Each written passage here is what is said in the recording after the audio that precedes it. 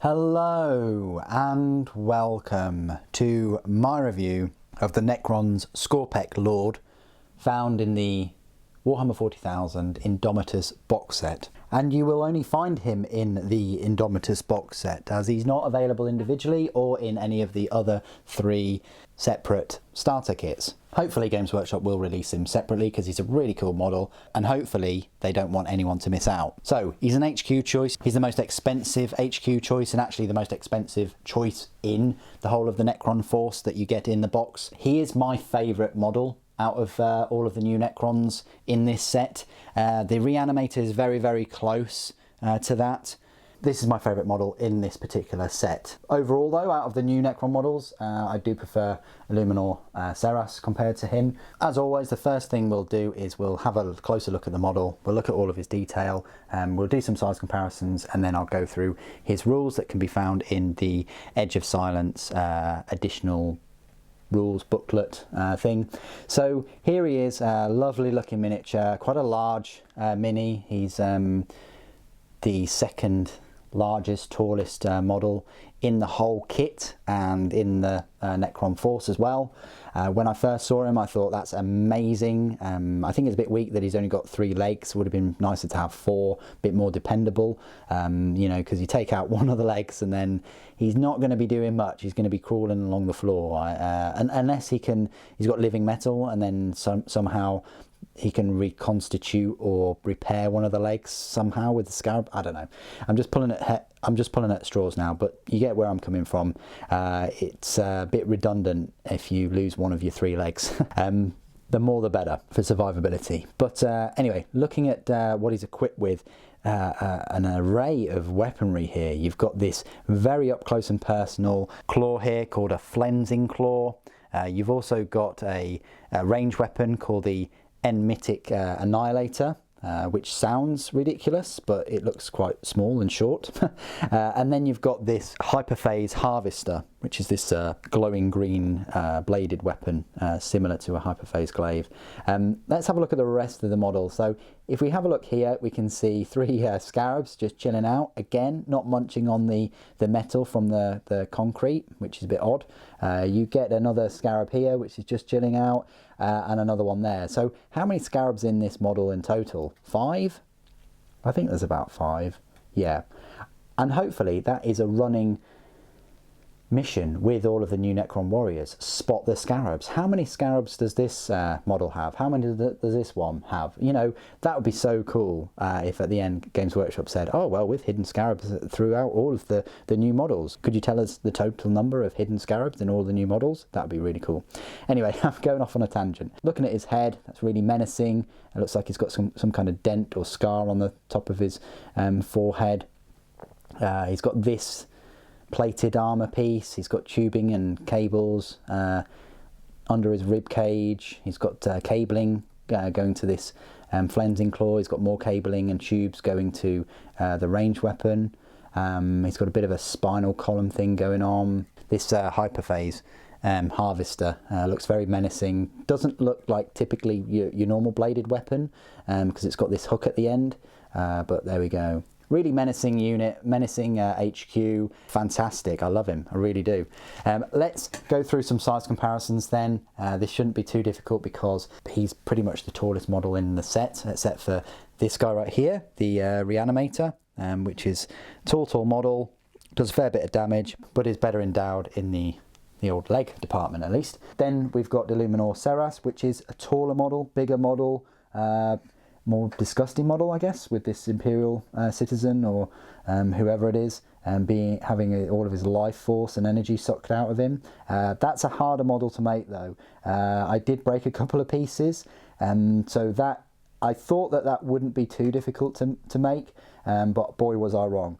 However, the Skorpekh Lord, very easy compared to Serras. Then I'll show you how he measures up to the Overlord. He's taller than the Overlord, which is, I say, one of the main HQ choices in the Force. And then a normal Necron warrior. He belittles Necron warriors. They're tiny compared to him. They don't even come up to his waist. And then finally, the models that he's meant to go with and provide synergy are all of these Skorpekh destroyers. I think there are ranged weapon versions of these coming out, so that'll be interesting. But as you can see, they share a huge aesthetic there. They're all equipped with these hyperphase reap blades or threshers, so they go really, really well with the bladed weapons with him as like a mini bodyguard or something.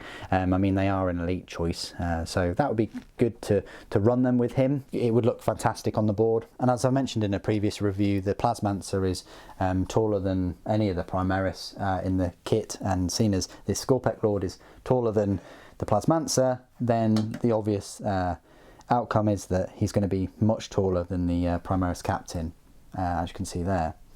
But yeah, it'd be nice to see these two go up against each other, see what the outcome would be. As has become custom in all of my recent Necron reviews, it wouldn't be a Super Saiyan review if I didn't compare the size of the Skorpekh Lord with an absolute monster of a Necron unit, which is the Sareptech Heavy Construct. Think of it as kind of like a Necron version of a Imperial Knight. Absolute huge model. I would love them. I would really love Forge World to make some kind of like Titan sized Sareptech, or maybe not a walker, but some kind of centipede or spider, or I don't know, some zoomorphism type of creature. Maybe this is as big as they get, but it would be interesting to see what Forge World could come up with if you took off the reins and allowed them full creative freedom. But that's where he stands up next to Sareptech. Doesn't even sort of come up to where his body starts, I guess, but that gives you an idea. And the final size comparison I like to make is just with the typical 3 models that I always compare the unit with, which is the Legacy Space Marine on the left, Sly Marbo in the middle, and a Primaris Space Marine right there. As you can see, he towers above all of them, really does tower above a normal Primaris. So if you've got a friend or an opponent that mainly plays Primaris a lot, and you've got the new Necron models, if you're running the Skorpekh Lord, he's going to tower above your friend's army, unless he's using lots of tanks and, you know, repulsors and Redemptor Dreadnoughts, I wanted to say. Speaking of which, I don't know why, but I do have a Redemptor Dreadnought right, not in my pocket, but that would be a bit weird, but I do have one right here, so maybe that's a good size comparison.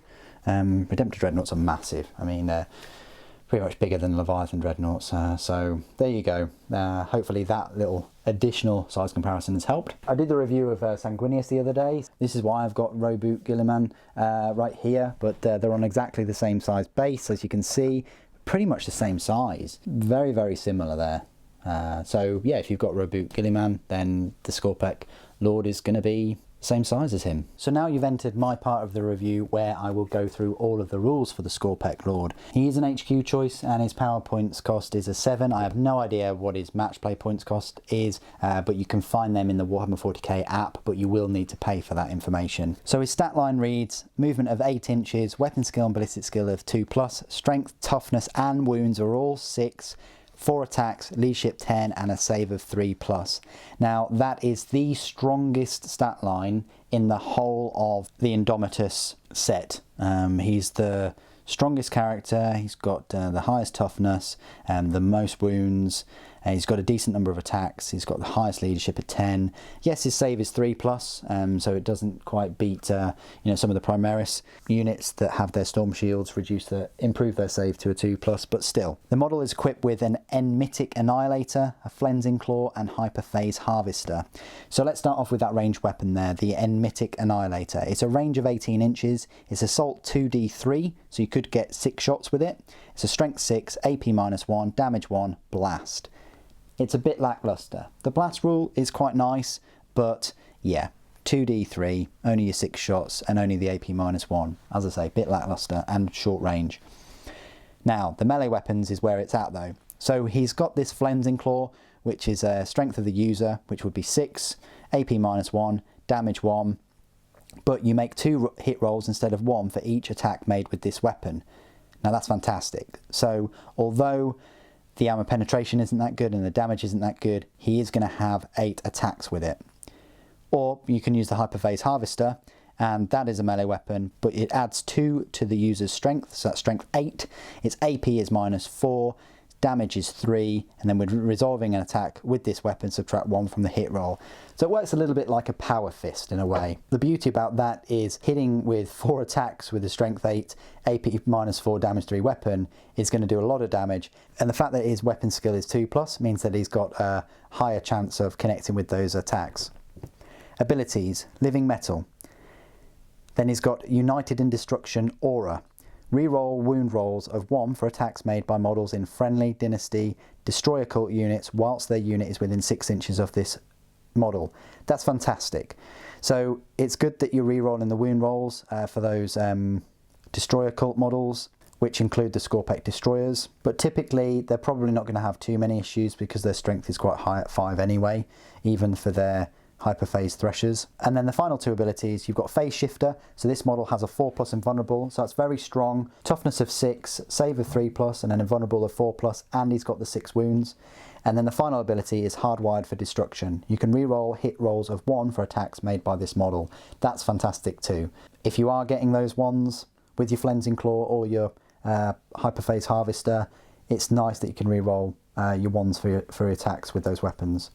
Keywords, Necrons, Destroy Occult, Infantry character, Skorpekh Lord. So in conclusion, a very, very strong Necron unit. We haven't seen as strong a unit as this since Illuminor Seras that came out 2 or 3 months ago. On top of all that, the model looks extremely awesome too. I'm a big fan and I like the shared aesthetics that he has with the other Skorpekh destroyers. A fantastic addition to Necrons, both in terms of his rules and his data sheet and the model itself. One thing I would say is his power points cost is a bit high, but I think in this case you do get what you pay for. I would rather pay an extra 2 points over the Overlord and get him as like a close combat, fast, high damage output Skorpekh destroyer buffing unit. I'd rather pay the extra points. If I had the choice between the Overlord and him, I'd go for him. Not just because he looks cooler, but because, in my opinion, he's going to do more damage on the battlefield and survive longer too. What do you guys think though? I'd be interested to hear what you have to say about him. Please do put it in the comments below. It'd be great to hear from you. Thank you ever so much for joining me today. Thank you for watching. The flesh is weak.